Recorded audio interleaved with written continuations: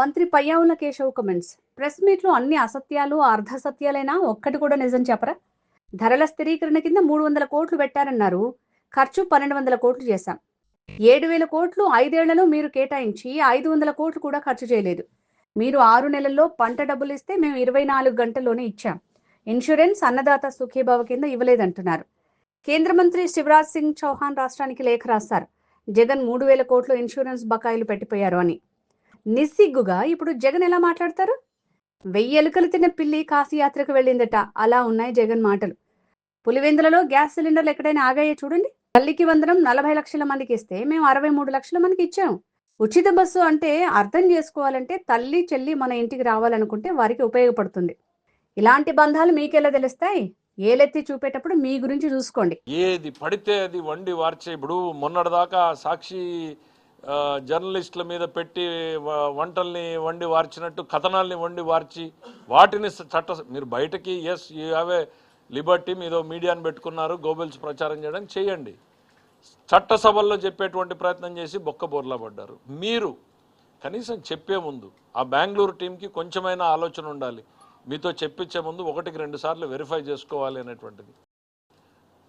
ఇంత బ్లేటెంట్ లైస్. Net borrowing ceiling నేను దాటితే నాకు నెక్స్ట్ ఇయర్లో కట్ అయిపోతుంది. కట్ అవ్వలేదే, అయితే చూపించండి. ఇట్లాంటి పచ్చి అబద్ధాలు చెప్పడం మానుకుంటే మంచిది జగన్మోహన్ రెడ్డి గారు అనేటువంటిది నేను చెప్పదలుచుకున్నాం. రెండవది, ఇంకా అతిపెద్ద లై. 2 సంవత్సరాల్లో ప్రభుత్వం 3.2 లక్షల కోట్ల అప్పు తీసుకుంది. పదే అసలు ఈ 3.2 లక్షల కోట్లు ఎక్కడి నుంచి వచ్చిందో ఫిగర్ నాకు అర్థం కావట్లా. క్లియర్గా ఇవాళ నా బారోయింగ్స్ ఏంటి అనేటువంటిది ప్రతి ఒక్కరికి కూడా స్టేట్మెంట్లు ఉంటున్నాయి. పోనీ వాళ్ళు చెప్తున్నటువంటి స్టేట్మెంట్లు కూడా ఉన్నాయి. ఈ ప్రభుత్వం వచ్చిన తర్వాత 1 జూన్ నుంచి ఈ ఫిబ్రవరి 26 వరకు, ఎందుకంటే ఈ మార్చి 10 రోజులు మేము ఇంకా అకౌంట్స్ చెప్పలేదు, 19-20 నెలలకు గాను మేము చేసినటువంటి అప్పు 1,05,800 కోట్లు మాత్రమే. ఐ రిపీట్, 1,05,800 కోట్ల రూపాయలు మాత్రమే. పదే 3.2 లక్షల కోట్లు అప్పు చేశారు, 3.2 లక్షల కోట్ల అప్పు చేశారు అనేటువంటిది క్లియర్గా నేను చెప్తాను. నేను చెప్పేటువంటిది ఏంటి, నేను చేసినటువంటి అప్పుల్లో కూడా క్లియర్గా స్టేట్ గవర్నమెంట్ సెక్యూరిటీస్, మీకు కావాల్సే ఇది ఫోటో షేర్ చేస్తాను just for reading. Net borrowings నా పరిస్థితి ఏంటి అనంటే, జూన్ నాటికి 96,000 కోట్లు, EAP external aided projects court 11,919 కోట్లు, నాబార్డు అండ్ అదర్ థింగ్స్ మైనస్లో ఉన్నాయి. ఈ టోటల్ కలిపితే మాకు 1,05,800 కోట్ల రూపాయలు నా నెట్ ఓపెన్ మార్కెట్ బారోయింగ్స్. దీన్ని పట్టుకుని 3.5 లక్షలు, 3.20 లక్షలు రోజుకో సంఖ్యను చెప్తా పోతా ఉన్నారు. ఇక 24-25 సంవత్సరానికి ప్రభుత్వం అప్పులు 60,485 కోట్ల రూపాయలను అసెంబ్లీలో చెప్పింది. అయితే సిఏజీ నివేదిక ప్రకారం వాస్తవ అప్పులు 81,000 చిల్లర అనేటువంటిది వీళ్ళు పెట్టారు. ఏమని పెట్టారు, ఈ పేపర్లో రాసిన దాని ప్రకారం 81,082 కోట్ల ఏదో అని చెప్పి పెట్టారు. 81,082 కోట్ల రూపాయలు అసెంబ్లీలో 60,000 కోట్లుగా చూపించారు. ఈ అధికారుల్ని మేము డిఓపిటీ కంప్లైంట్ చేస్తాను. నువ్వు ఇప్పుడేమన్నా ఊరికే ఉన్నావా? ప్రతిరోజు కంప్లైంట్ పెడుతున్నావు కదా. 150 కార్పొరేషన్లకి నువ్వు కంప్లైంట్లు పెట్టావు, ఈ ప్రభుత్వానికి అప్పులు ఇవ్వద్దండి అని. మేము ఎప్పుడు గతంలో చేయలా. రోడ్డెక్కి పోరాడితే ఈ రాష్ట్రంలో మీ ప్రభుత్వం మీద ఇక్కడ ఒత్తిడి తీసుకొచ్చాం, కానీ రాష్ట్ర ప్రయోజనాలకు భంగం వాటిల్లే రకంగా ఈరోజు చేయలా. నువ్వు 150 మంది కార్పొరేషన్లకి రిస్క్ అసెస్మెంట్ ఆఫీసర్లకు కంప్లైంట్ పెట్టావు. ఎక్కడి నుంచి? ఆస్ట్రేలియాలో ఉన్న వ్యక్తితో నుంచి. చాలా నీ నీ నీ నిజస్వరూపం ఏంటి అనేటువంటిది అక్కడికి స్పందన రాలేదు. ఏం చేశారు తర్వాత? మీ సుబ్బారెడ్డి గారి చేత కంప్లైంట్ పెట్టించే. ఎవరికి పెట్టారు? సాక్షాత్తు భారత ప్రధానికి కూడా పెట్టారు కదా మీరు కంప్లైంట్. నువ్వేమన్నా ప్రతిరోజు సైలెంట్గా ఉంటున్నావా? ప్రతిరోజు రాష్ట్రం మీద ఇటు కోర్టులో కేసు వేయడం ఏంటి? ఉత్తరాంధ్ర భూములు ఫ్యాక్టరీలకి తక్కువ రేటుకి ఇచ్చారని రాయలసీమ ఎంపీ పోయి కోర్టులో కేసేస్తాడు. నిన్నటికి నిన్న మొట్టికాయలు తిన్నారు. ప్రభుత్వం ఏదైనా బారోయింగ్ చేద్దామనేటువంటి ప్రయత్నం చేస్తూ ఉంటే పిటిషన్ల మీద పిటిషన్లు పంపుతూ ఉన్నారు. డాక్యుమెంటరీ ఎవిడెన్స్ కావాలంటే రిలీజ్ చేస్తాను నేను. ఆఖరికి మీ ఎంపీ గారు కూడా రాశారు కదా, ఇంకా మీరు అడిగే ధైర్యం ఉందని నేను అనుకోను, రాయలేదు అని. మీరు ఏదో ఈరోజు ఆఫీసర్లకు కంప్లైంట్ చేస్తామంటున్నారా? చేయండి నేను చెప్తున్నా. నేను అప్పుడైనా మీకు చెంపబెట్టుకు కొట్టినట్టు ఒక రిప్లై వస్తుంది. అరే కొంచెం ఓపిక్గా ఏంటి అనేటువంటిది వెరిఫికేషన్ చేసుకునేటువంటిది లేదు, నిజమా కాదా అనేటువంటిది. ఏంటి అసెంబ్లీకి 60,485 కోట్ల రూపాయలు 41. ఎస్, అసెంబ్లీకి ఆ రోజు ఇచ్చిన ఫిగర్స్ 60,485.41 కోట్లు. మీరు అడిగిన ప్రశ్న ఏంటి? On budget of budget borrowings, ప్రభుత్వానికి ఉన్నటువంటి బారోయింగ్స్ శాసనసభకు చెప్పినటువంటి 60,485.41 కోట్లే. మీరు ఆ రోజు అసెంబ్లీకి వచ్చి లేకపోతే కౌన్సిల్కి వచ్చి మీ సభ్యులు 4 ప్రశ్నలు ఎక్స్ట్రా వేసింటే ఇది ఈరోజు నేను తీసుకొచ్చిన షీట్ కాదు. ఆ రోజు అసెంబ్లీకి పంపడానికి 3-4 డ్రాఫ్ట్లు చేస్తారు ఏ ఆన్సర్ పెట్టాలి అని, అందులో ఉన్నటువంటిదే. సరే అంత మేరకు ఇచ్చారు. మీరు సప్లిమెంటరీస్ అడుగునుంటే మిగిలిన ఆన్సర్ కూడా కింద వచ్చి ఉండేది. కింద ఉంది సప్లిమెంటరీస్ అడుగునుంటే, మీరు అడగలేదు. ఏంటది? ఆ 60,000 కోట్లకి 81,082 కోట్లకి తేడా ఏంటి అని అంటే, ways and means advance 13,419.30. It is a ways and means advance, it is not a borrowing. రాయండి జగన్మోహన్ రెడ్డి గారు, వాళ్ళే రిప్లై చెప్తారు మీకు. డిఓపిటీకి రాస్తాం అంతే, బెదిరింపు, అధికారుల్ని బెదిరింపు, అప్పులు ఇచ్చేటువంటి సంస్థల్ని బెదిరింపు, కేంద్ర ప్రభుత్వానికి ఫిర్యాదులు. ఈ రాష్ట్రం మీద మీరు కక్ష కట్టారు, ప్రజల మీద కక్ష కట్టారు. మీకు అధికారం పోయిందనేటువంటి ఒక దుగ్ధతోటి రాష్ట్ర ప్రజల మీద కక్ష కట్టి పనిచేస్తున్నారు మీరు. మేము మీ ప్రభుత్వంలో లోపాలను ఎత్తి చూపించాం, కానీ నేరుగా మీకే చెప్పాం, మీ పైన ఉన్నటువంటి గవర్నర్కి చెప్పాం తప్ప బజారును బడి కంప్లైంట్లు పెట్టి రాష్ట్రం పరువు తీసేటువంటి ప్రయత్నం చేయలేదు. నువ్వు నీ అధికారం కోసం దానికి కూడా సిద్ధపడ్డావు. ఇక 13,000 కోట్ల రూపాయలు ways and means advance, public account liability మరో 2,983.82 కోట్లు. దాంతోపాటు అదనంగా జిఎస్టీ కాంపెన్సేషన్ని అప్పుడు లోన్గా ఇచ్చిన దాన్ని తర్వాత గ్రాంట్గా మార్చడంతో 4,193.99 కోట్లు. ఇవి మొత్తం కలిపితే 81,082 కోట్లు. దీన్నేదో తప్పు చెప్పేశాం, ప్రభుత్వాన్ని అక్కలు దాస్తున్నాం. నేను పదే సభలో కూడా చెప్పాను, we are trying to be transparent. మీరు ప్రభుత్వాన్ని గతంలో క్లోజ్ చేసేశారు, అసెంబ్లీకి కూడా క్లోజ్ చేశారు. 5 సంవత్సరాల పాటు ఒక క్వశ్చన్ని ఆర్థిక శాఖ మంత్రి దగ్గర పెట్టుకున్నటువంటి దాఖలాలు కూడా ఉన్నాయి ఆన్సర్ లేకుండా. We are trying to build transparency into the system అని కౌన్సిల్లో పదే చెప్పాను. మీ సభ్యులు ఇట్లానే వచ్చారు, మాకు బడ్జెట్ ఇన్ బ్రీఫ్ ఇవ్వలేదన్నారు. బుక్ తీసి చూపించాను, ఇచ్చాం కదా అని. దీంట్లో ఫిగర్స్ లేవన్నారు, పేజీలు తిప్పి చూపించాను, ఉన్నాయి కదా అని. కేవలం బురదేసేటువంటి ప్రయత్నంతో మాత్రమే మీరు చేస్తూ ఉన్నారు. ఇక అవినీతి దోపిడీ కారణంగా రాష్ట్రానికి రావాల్సిన ఆదాయాలు రావడం లేదు, వనరులు తగ్గిపోయాయి, దోచుకుంటున్నారని. ఎవరు దోచుకుంటున్నారండి జగన్మోహన్ రెడ్డి గారు? ఎక్సైజ్లో రీసెంట్గా ఎన్ఫోర్స్మెంట్ డైరెక్టరేట్ ఏం చెప్పింది? 1,000 కోట్ల రూపాయలని ట్రాక్ చేశాం, 400 కోట్లు సీజ్ చేశాం, 1,000 కోట్ల రూపాయలని ట్రాక్ చేశామంటున్నారు కదా. కలుగులో దొంగల్ని పట్టుకున్నట్టు పట్టుకున్నారు కదా. రాష్ట్ర ప్రభుత్వ ఖజానాకి రావాల్సినటువంటి డబ్బు దారి మళ్ళింది మీ ప్రభుత్వ హయాంలో. ఈ ప్రభుత్వంలో ప్రతి రూపాయి కూడా ఖజానాకు చేరుతా ఉంది. చేరేలాగా చర్యలు తీసుకుంటున్నాం. ట్రాక్ అండ్ ట్రేస్, ఎక్కడ ఏ బాటిల్ అమ్ముడుపోయినా అది ఎక్కడి నుంచి మొదలైంది అనేటువంటిది చేస్తున్నాం. మీరేం చేశారు? గుత్తాధిపత్యాన్ని తీశారు. End to end solution. తయారు చేసేది మనమే, ట్రాన్స్పోర్ట్ చేసేది మనమే, సప్లై చేసేది మనమే, అమ్మేది మనమే, బ్రాండ్లు మనమే. ఎండ్ టు ఎండ్ ఎక్సైజ్ని మీరు చేతిలో పెట్టుకున్నారే. ఎక్కడ ఏం జరుగుతుందనేది ఎవరికి తెలీదు. టోటల్ క్యాష్ పేమెంట్స్ ఇవాళ ఆల్మోస్ట్ 47-50% డిజిటల్ పేమెంట్స్కి వచ్చినాయి. రాష్ట్ర ప్రభుత్వ ఆదాయం తగ్గింది అనేటువంటిది మీరేదో పదే చెప్తా ఉన్నారు. జగన్మోహన్ రెడ్డి గారు అది కూడా అవాస్తవమే. ఏం చెప్పారు? 1,73,767 కోట్ల రూపాయల రెవెన్యూ రెసిట్స్ ఉన్నాయి, అవి తగ్గాయి అనేటువంటిది. దయచేసి ఇంకొంచెం డీటెయిల్డ్గా ఫిగర్లోకి వెళ్ళండి. ఎక్సైజ్లో తగ్గిందా, స్టాంప్స్ అండ్ రెవెన్యూస్లో తగ్గిందా, కమర్షియల్ ట్యాక్సెస్లో తగ్గిందా? ఎక్కడ తగ్గింది చెప్పండి? స్టేట్ అండ్ రెవెన్యూస్ ఎక్కడా తగ్గలేదు, కేంద్రం నుంచి వచ్చేటువంటిది కూడా తగ్గలేదు. ఇవన్నీ కూడా పెరిగాయి. గత ప్రభుత్వం కంటే ఒక విధానంలో చూస్తే 4% పెరిగాయి, ఇంకా ఓవరాల్గా చూస్తే 7.5% పెరిగింది.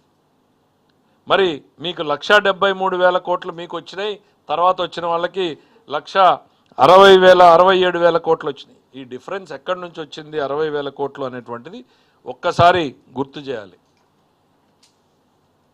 15th ఫైనాన్స్ కమిషన్ సంవత్సరానికి 6,000 కోట్ల రూపాయలు అప్రాక్సిమేట్లీ అనుకుంటే 5 ఏళ్లకు కానీ 30,000 కోట్ల రూపాయలు ఇస్తే మీరేం చేశారు?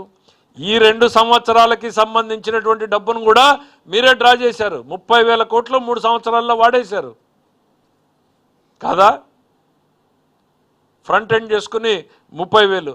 అది కాక మీరందరికి గుర్తే ఉంటుంది, మీడియాలో మిత్రులందరికీ, రాష్ట్రం విడిపోయినప్పుడు మనం రెవెన్యూ డెఫిసిట్ గ్రాంట్ మీద పోరాటం చేశాం, 16,000 కోట్లు రావాలని. అప్పట్లో 3,000 కోట్లు ఇస్తే 13,000 కోట్లు బాకీ ఉంది. అది జగన్మోహన్ రెడ్డి గారి గవర్నమెంట్లో చివరిలో 10,000 కోట్లు 2,800 కోట్లు వచ్చింది. దాన్ని పట్టుకుని రాష్ట్ర ప్రభుత్వ ఆదాయం తగ్గలేదు. రాష్ట్ర ప్రభుత్వ ఆదాయం తగ్గలేదు, కేంద్రం నుంచి వచ్చేటువంటిది తగ్గలేదు.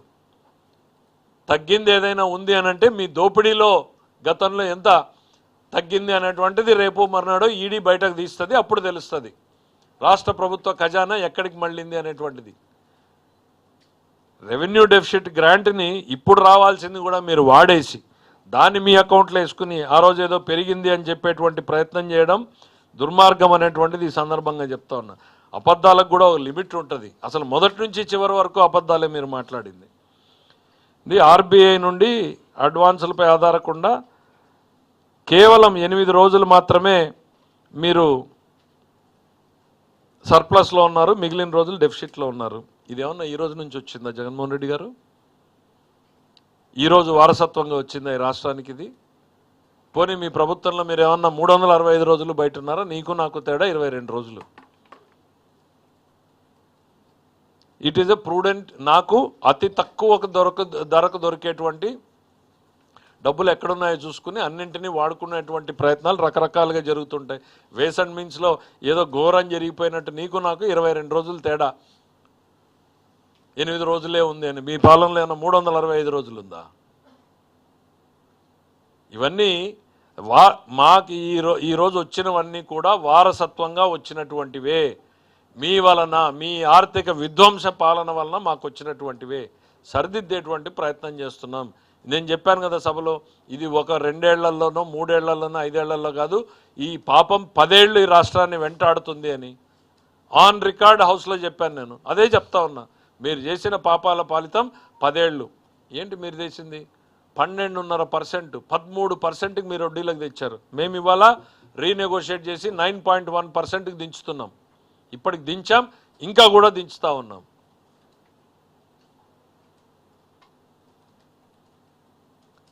రాష్ట్ర ప్రభుత్వానికి చెందిన అనేక సంస్థలు ప్రభుత్వ హామీలతో భారీగా అప్పులు తీసుకున్నాయి. గవర్నమెంట్ గ్యారంటీస్ ఆయన ఏదో భారీగా తీసుకున్నాయని చెప్తున్నారు కదా. ఒకటే ఎగ్జాంపుల్, 23-24లో గవర్నమెంట్ ఇచ్చిన గ్యారంటీసు 1,54,797 కోట్ల రూపాయలు. ఐ రిపీట్, 1,54,797 కోట్లు. 24-25 అంటే మా ప్రభుత్వం వచ్చిన తర్వాత ఫస్ట్ 2.5 నెలలు వాళ్ళు ఇచ్చినటువంటివి కూడా కలుపుకుంటే కూడా 1,53,759 కోట్లు. అంటే దాదాపు 1000 కోట్లు తక్కువే ఇచ్చాం మేము గ్యారంటీస్. అయినా సరే భారీగా అప్పులు చేశామంట. మరి ఎక్కడి నుంచి గ్యారంటీలు లేకుండా ఎవరు ఇచ్చారో, ఎట్లా ఇచ్చారో, జగన్మోహన్ రెడ్డి గారికి ఆ బెంగళూరు టీం ఏం ఫైట్ చేస్తూ ఉందో ఆయన ఏం ఒక్క నిజం వద్దా? మొదటి నుంచి చివరిదాకా అన్ని అసత్యాలేనా? అసత్యాలు, అర్ధసత్యాలు తెలిసి చెప్పారా, తెలియక చెప్పారా, కావాలని చెప్పారా, ప్రజల్ని కన్ఫ్యూజ్ చేయాలనేటువంటి ఉద్దేశం చెప్పారా? మాకు అర్థం కాల. 3.2 లక్షల కోట్ల అప్పులు. అరే మేము చేసిందే 1,05,000 కోట్లు క్లియర్గా ఆన్ పేపర్ కనపడతా ఉన్నాయనంటే ఇంకా ఆయన ఫైనాన్స్ మీద ఎక్కువగా ఇవే మాట్లాడారు. ఇంకా ఏంటి, ప్రైస్ స్టెబిలైజేషన్ ఫండ్కి 300 కోట్లే కేటాయించారు పంటల్ని కొనుగోలు చేయడానికి అనేటువంటిది. సరే 300 కోట్లే కేటాయించాం. కానీ ఎంత ఖర్చు పెట్టాం? 1200 కోట్ల రూపాయల పైన ఖర్చు పెట్టాం. కేటాయింపులకి మా ఖర్చుకి తేడా ఏంటంటే we are committed to the farmers. 1200 కోట్లు, మీరు 7000 కోట్ల 5 ఏళ్లలో కేటాయింపులు చేసి 700 కోట్లు కూడా ఖర్చు పెట్టాల. మీకు మాకు కంపారిజన్ ఎట్లా? మేము ఒక్క సంవత్సరంలో కొన్నాం, టొబాకో కొన్నాం, మిర్చి కొన్నాం, టొబాకో కొన్నాం, మామిడికి కొన్నాం, కంది, అన్ని పంటల్ని సపోర్ట్ చేస్తూ ఉన్నాం. ఇంకా ప్యాడీ మీద అయితే మీరు 6 నెలలకు పేమెంట్లు ఇస్తే మేము 24 గంటల లోపల పేమెంట్లు ఇస్తాం. బికాజ్ రైతు పడే కష్టాలు మాకు తెలుసు కాబట్టి సపోర్ట్ చేయాలని. అట్లని మేము ఏదో ఇక్కడ కంఫర్ట్లో ఉండి డబ్బుల మీద కూర్చొని చేయట్లా. మేము అప్పు చేసినా సరే రైతుకి బాసటగా నిలబడాలనేటువంటి ఉద్దేశంతో 24 గంటల లోపల పేమెంట్ ఇచ్చాం. మీరు ఇన్ని తప్పులు చేసి మళ్ళీ వచ్చి ఏదో అద్భుతాలు చేసినట్టు మాట్లాడుతూ ఉంటే నవ్వాలో ఏడవాలో తెలీదు. ఆయన మంత్రులు సమాధానం చెప్పకుండా నిలిచారంట. ఎందుకంటే మేము తిరిగి ఓ ప్రశ్న అడిగాం వాళ్ళని. ఏం చెప్పారు ఆయన? ఇంకోటి ఏం చెప్తున్నాడు? రైతు భరోసా పథకం కింద ఇవ్వకుండా వదిలేసిన మొత్తం ఒకటి, దెన్ ఇన్సూరెన్స్ గురించి ఆయన మాట్లాడాడు. ఏదో ఇన్సూరెన్స్ గురించి మేము ఇవ్వలేదని. శివరాజ్ సింగ్ చౌహాన్ గారు, minister for agriculture, farmers welfare, rural development, మా ప్రభుత్వానికి రాసిన లేఖ. ఏంటి లేఖ సారాంశం? జగన్మోహన్ రెడ్డి గారు 3000 కోట్ల రూపాయల్ని ఇన్సూరెన్స్ చెల్లించకుండా బకాయిలు పెట్టిపోయాడు. ఆ బకాయిలు మీరన్నా చెల్లించండి అని ఆయన రాసిన లేఖ. నిస్సిగ్గుగా, నిర్లజ్జగా ఇట్లా మాట్లాడేటువంటి పరిస్థితులు రాజకీయాల్లో ఉండడం నిజంగా బాధాకరం. ఎస్, ఒక్కోసారి పొరపాట్లు జరుగుతూ ఉంటాయి, విధిలేక జరుగుతూ ఉన్నప్పుడు ఎస్ ఆ రోజు జరిగింది అనేటువంటిది యాక్సెప్ట్ చేస్తే గ్రేస్ఫుల్గా ఉంటుంది. కానీ మీరు ఇన్సూరెన్స్ కట్టలేదు, మీ ప్రభుత్వంలో మాకు బకాయిలు ఉన్నాయి అని మంత్రి రాశాడు, సెక్రటరీ కూడా కాదు.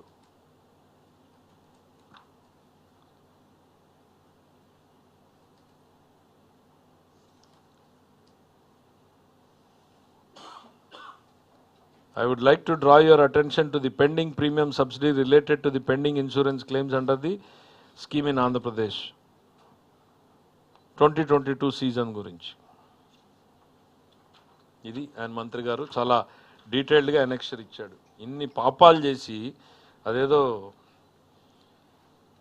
1000 ఎలుకల్ని తిన్న పిల్లి కాశీయాత్రకు పోయినట్టుగా మాట్లాడుతున్నారు.